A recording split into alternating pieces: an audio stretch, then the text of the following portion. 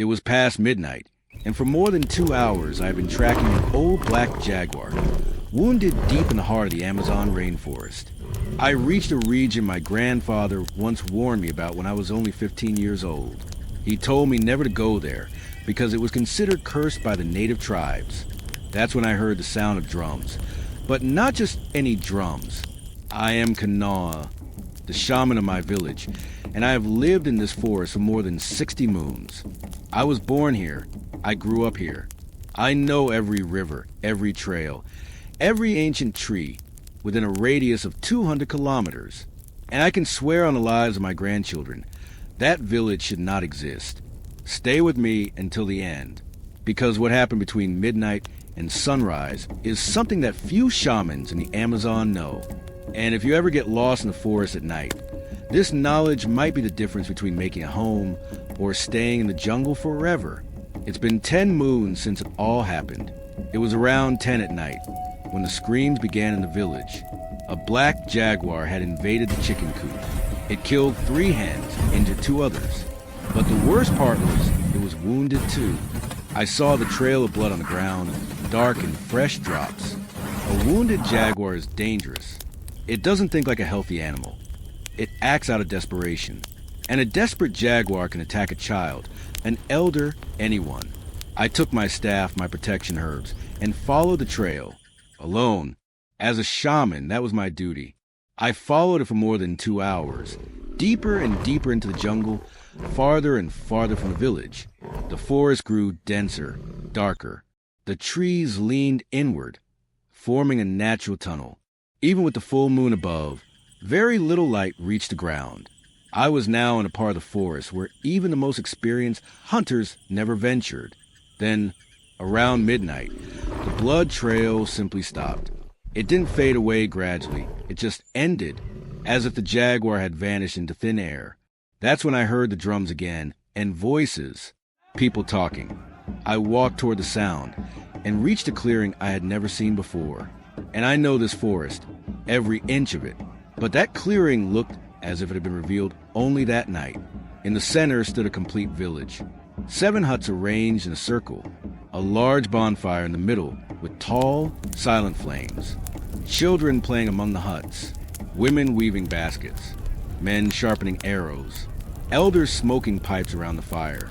Everything looked perfectly normal, except for one thing. That place should not exist. One of the elders saw me.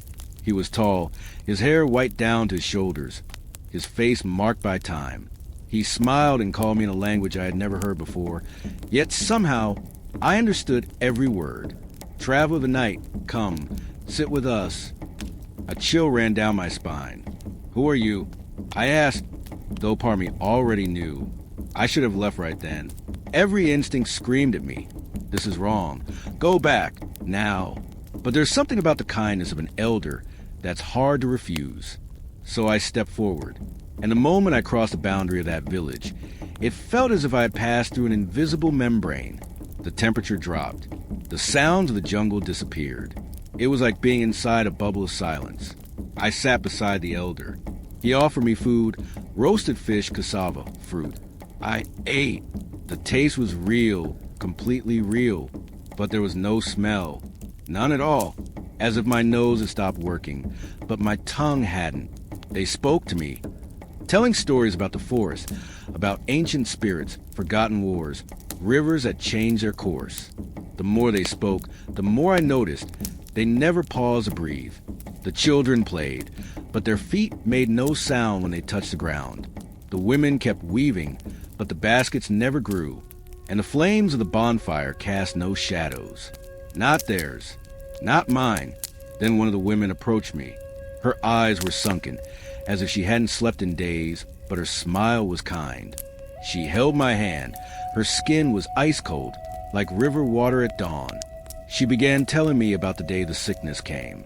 Her voice was calm, distant, like she was talking about something that happened to someone else.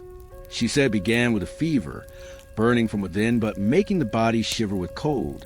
First was a child, then another, then the adults. Within 3 days, half the village lay inside the huts, delirious, calling out the names of the dead. The shamans tried every herb, every ritual, every prayer they knew. Nothing worked.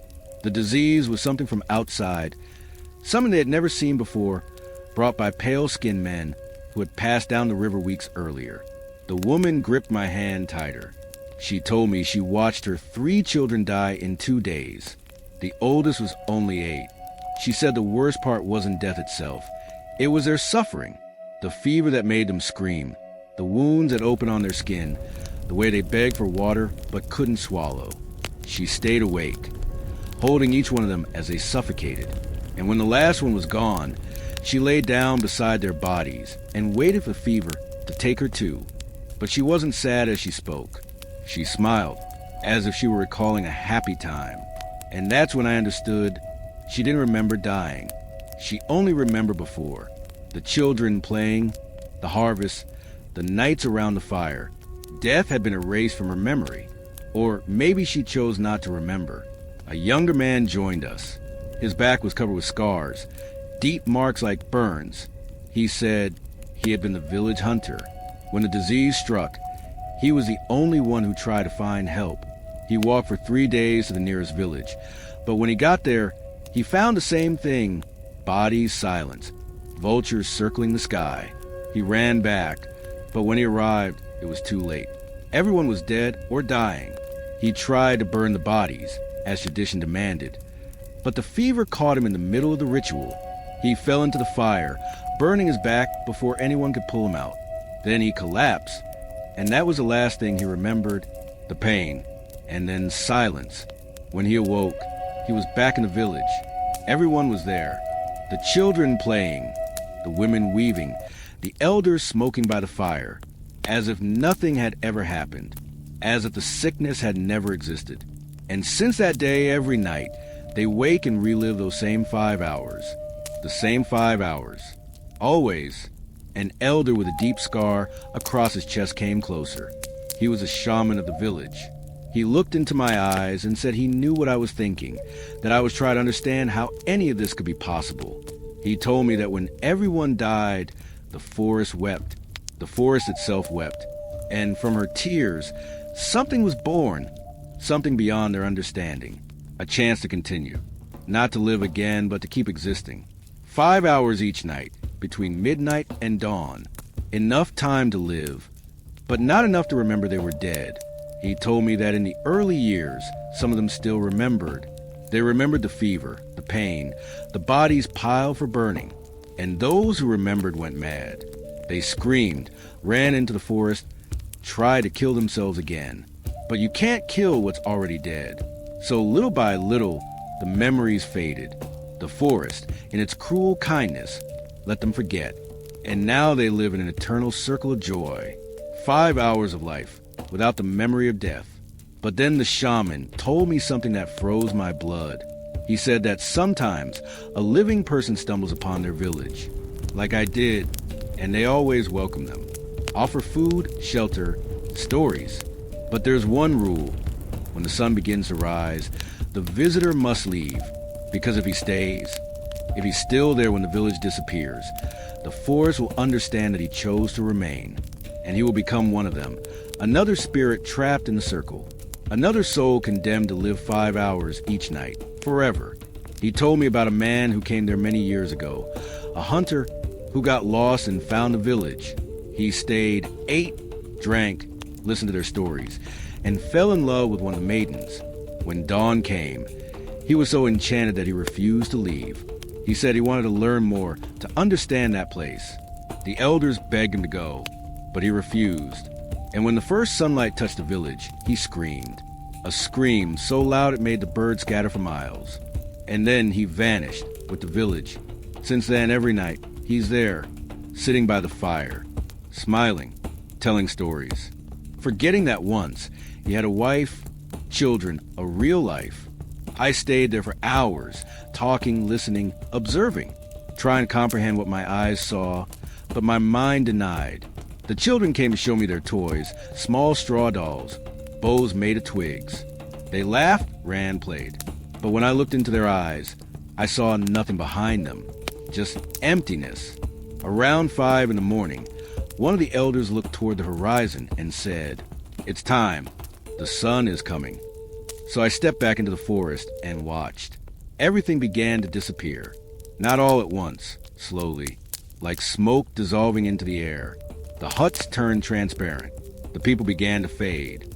The children playing became mist. The elders by the fire turned into shadows.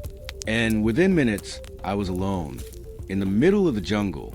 No huts, no fire, no people, only bare earth and ancient trees that hadn't been cut for centuries. It took me 3 days to understand what I had seen. I consulted the elders of my village. I read the signs left by the old shamans, and I discovered the truth. That village had existed more than 200 years ago, but it was destroyed by a disease brought by colonizers. Everyone died within weeks. Children, adults, elders, and their spirits kept living their lives. Every night, between midnight and dawn, they rebuild their village, light their fires, laugh, play, talk, as if nothing had ever happened. They simply don't know they are dead. If you ever find yourself lost in the Amazon at night, and see fires burning where there should be none, and hear drums in the distance, you can go in. They will welcome you kindly, offer food and shelter. But when the sun begins to rise, leave immediately, because those who stay until the end always disappear with the village and never return. I am Kanawha, guardian of the mysteries of the night in the Amazon rainforest. And as long as the forest breathes, I will keep telling her stories, the stories she whispers only to those who know how to listen. And you, if you could live only 5 hours each night, but never truly die, would you choose fragmented eternity or a full life that ends? Leave your answer in the comments. I would stay if you choose the 5 eternal hours in the night village. Or I choose the sun if you'd rather live fully even for less time. Subscribe to this channel, like this video, and remember, the forest listens, the forest watches, the forest never forgets. Until the next moon.